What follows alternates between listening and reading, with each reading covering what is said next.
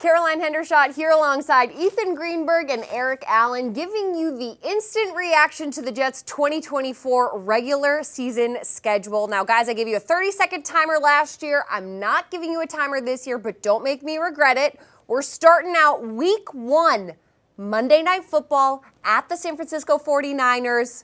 What is that matchup going to be like? I can't wait. Yeah, that's number one. This is going to be a great game. Pro tip, though, if you're flying in, go to San Jose, not San Francisco. The stadium's closer, but there's storylines galore here, like Robert Saleh going back to the team that he used to be their defensive coordinator for. Speaking of defensive coordinators, Jeff Ulbrich, the Jets' defensive coordinator, of course, is a former Niner linebacker who played a decade there in Frisco. We're keeping it going. Week 2, the Jets are still on the road at the Tennessee Titans, a 1 o'clock game.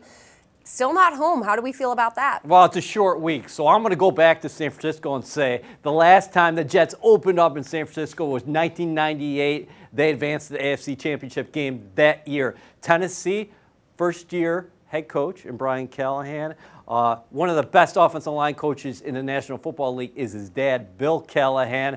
Will the Jets' defense really get after Will Levis? Yeah, I think this matches up well for the Jets here because you think about all the new pieces in Tennessee. Like you mentioned, you factor in Calvin Ridley, new center. Like there's a lot of new pieces here. That bodes well for this Jets defense. And, of course, Broadway is known in New York, but Tennessee also has that 1.5-mile strip of Broadway in Nashville.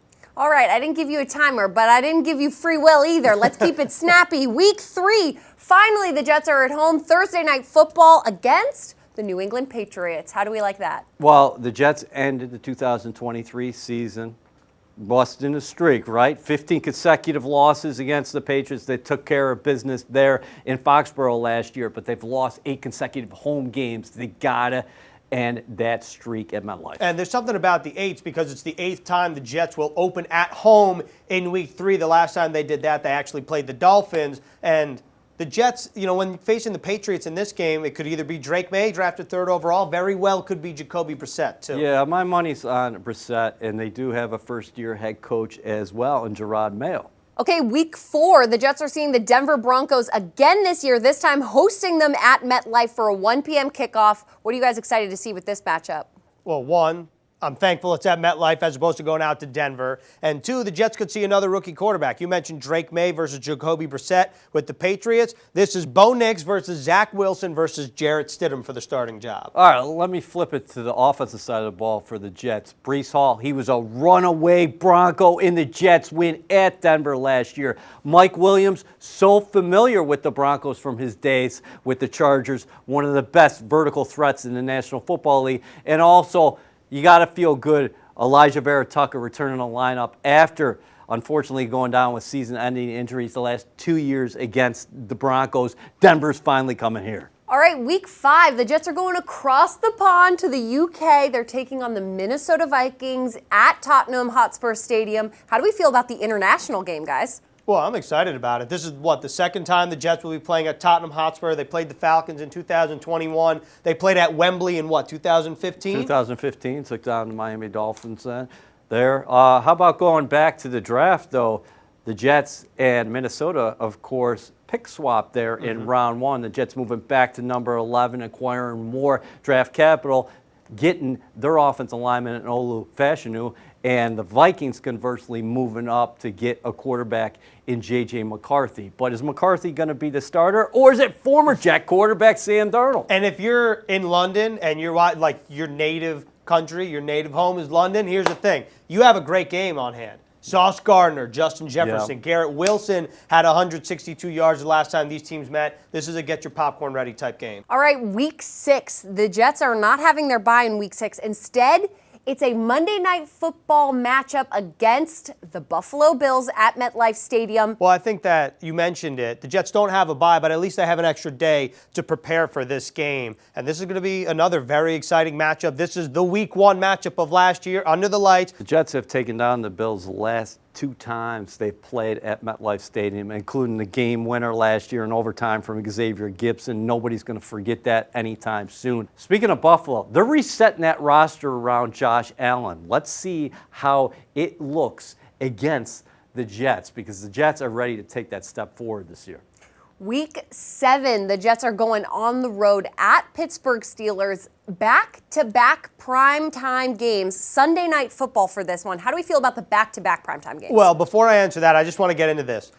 Pittsburgh known for Primanti Brothers sandwiches, but you hate them.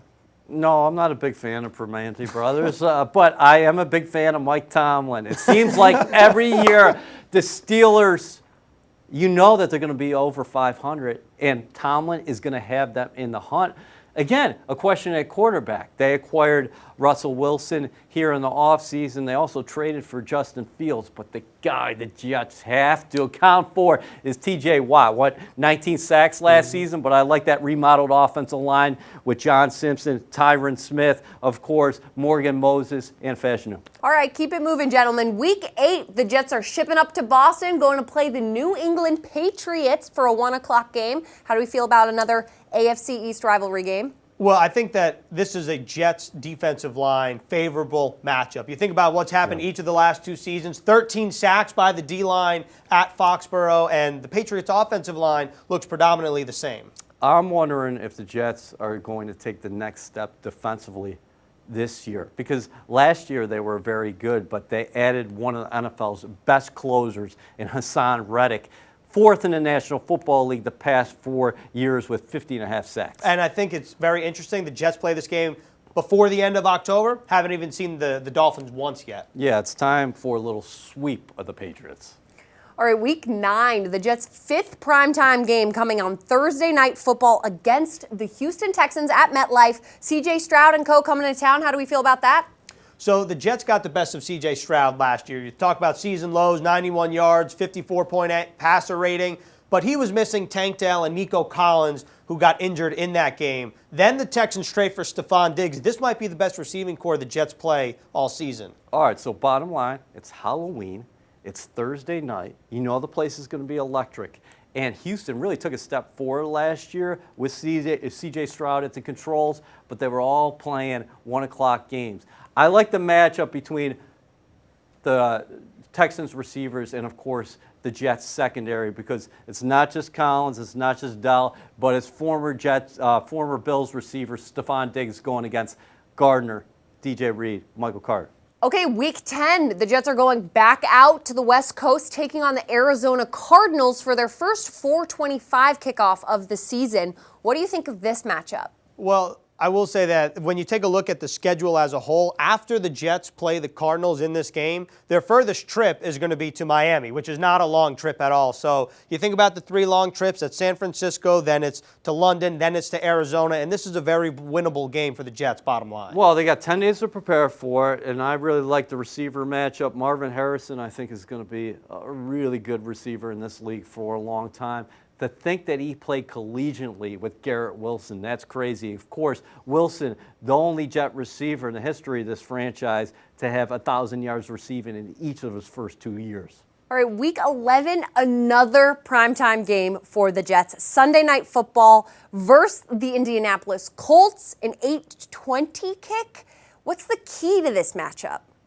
Well, the key is going to be stopping Anthony Richardson to me, because he's a dual threat. Now, granted, he had only 4 games under his belt to this point, but he can be a dynamic player. We just haven't seen it consistently because he's only played 4 games. I'm actually going to be watching the running backs here. You got Jonathan Taylor, who's going to look to bounce back. He had an injury shortened year last season for the Colts. And then Breece Hall had 1,500 yards from scrimmage last year despite playing with 4 different quarterbacks. He's going to see lightened up boxes. And before you move on, Caroline, I just want to point out right here, Knicks in 6. Let's go, Knicks. All right, anyways. Go New York. Week 12 is when the Jets get their bye. How do you guys feel about a late November bye? It has pros and cons, right? Like if you can make it to the bye and then you have a late bye, you're really setting yourself up well. Now, the one thing I will say is when you take a look at this graphic, I'm just going to read this because it's a lot to digest. The Jets don't have 2 consecutive weeks with the same number of days in between games in their first 11. That's crazy. Yeah, because you're getting a lot of primetime love. So the Jets are playing on Sundays, and Mondays, and Thursdays. So obviously the schedule is going to be different throughout. I think most people in the NFL will tell you anytime they get a bye, they'll take it. But the Jets, have a chance to enjoy their week and then get after December here and get ready for a stretch run. All right, we're keeping it quick here. Week 13, the Jets are back at home, taking on the Seattle Seahawks for their first of many 1 p.m. kickoffs. What do you like about this matchup? Well, I'm thinking about what happened last time in Seattle. Sauce Gardner, DK Metcalf. Gardner stuck to DK like the gum wall in Seattle, which, by the way, is gross. Okay, like hygiene-wise, that's not okay. But we like Gardner. But if we're talking about Seattle, let's talk about Pearl Jam a little bit. They got a little new album out there called Dark Matter, and I think the Jets are going to have a lot of dark matter here for the Seahawks at MetLife Stadium. Week 14, the Jets finally see the Miami Dolphins for the first time this season. They're going to Miami, 1 p.m. kickoff. Kind of late to see the Dolphins this late in the season, don't you think? It is definitely late, but if you're a Jets fan, you want to make a trip, or if you're a player, this is good because it's probably going to be cold here. The average temperature in Miami in December is anywhere between 65 and 76 degrees. All right, the Dolphins have a track team offensively. We know that. And that receiver group was bolstered here in the offseason with Odell Beckham Jr., but I like the Jets matchups in the secondary. If you bring on Sauce and DJ Reed and Michael Carter against Jalen Waddle, Tyreek Hill, and Odell. I think the Jets have a lot of answers for a team that is going to put up a lot of points, I think, in the regular season. My questions, as far as Miami is concerned, is defensively. A ton of changes, a new defensive coordinator, and Anthony Weaver. All right, week 15, the Jets are staying in Florida. They're playing at the Jacksonville Jaguars. You two have been to that stadium not too long ago. We went a couple years ago, and you know who was there? It was Quincy Williams as a Jacksonville Jaguar before he was waived and claimed and then got paid and then became an All-Pro with the Jets. Remember there was that photo of Quincy and Quinnen when they were on the Jags and the Jets? I think it's time for a little bit of an update there. Team MVP last year, Quincy Williams. What a great story as far as finding him on waivers and developing him over the years. The Jets have a very good defense and I think is ready to take the next step. Week 16, the Jets are back at home. They're hosting the Los Angeles Rams, and let's get this. It's going to be cold. They're coming from the West Coast. I'm feeling pretty advantageous, aren't you guys? I think so, especially when you consider that this game's at 1 p.m. means the Rams are really playing at 10 a.m. West Coast time. That's a tough thing for any team to do, and you think about then you're going up against this Jets defense, and I know that the Rams have a lot of star power on offense. This Jets defense is going to be ready for the challenge. All right, listen, this is definitely going to be a formidable challenge when you're talking about Sean McVay. He's one of the best coaches in the National Football League. Puka Nacua last year as a rookie at like 1,500 yards receiving. How about this storyline? No Aaron Donald. He retires, one of the finest defensive tackles who've ever played in the National Football League. The Jets might have the top defensive tackle right now. That's Quinnen Williams. Week 17, almost at the end here. The Jets are going up to the Buffalo Bills. It's going to be cold. It's going to be snowy. Bills Mafia is going to be loud. How do we feel about that one? Well, okay, so Anchor Bar invented the chicken wing in 1964. You're from Orchard Park. Yeah. Where's the best wing? I go to Bar Elmo's in East Aurora. How about that recommendation? I like it. If you're going to this game, you got to try Bar Elmo's. Yes. You also got to beware of Bills Mafia. For my money, this is arguably the most difficult game on the Jets' schedule on paper. Either this game or Week 1 against the San Francisco 49ers.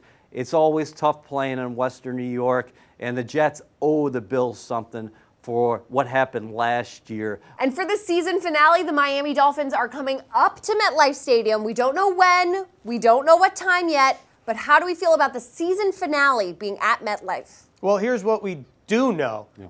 EA mentioned the Dolphins receivers earlier. The receivers on both sides of the ball here for both teams, it's a star-studded cast. EA talked about Miami's threats. The Jets, Garrett Wilson, Mike Williams. You also have to figure that by Week 18, Malachi Corley is going to be hitting his stride as well. I love the setup for the Jets against the Dolphins because you're going to Miami in December where it's going to be not crazy heat and humidity, and then you bring the Dolphins up north for that final game, and you're hoping that this game is all about home field advantage because the Jets, they have plans on being a contender right now. There you have it, guys. The Jets 2024 full schedule, regular season. Any final thoughts on it?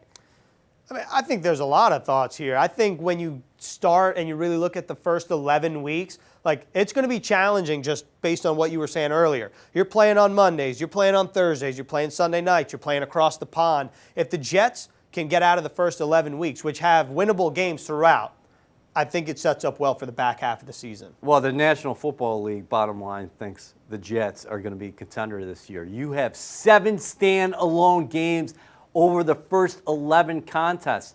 And then don't get carried away with the 1 o'clock games down the stretch because those can be flexed as well. What the Jets have to do is handle the adjustment of schedules because you're talking about 4 short weeks, 3 long weeks. You're really not going to have a typical week until you get to December. And at that point, some of those games might be flexed anyway. Well, there you have it. The full reaction to the Jets 2024 regular season schedule. Thanks so much for tuning in, and we will see you week 1.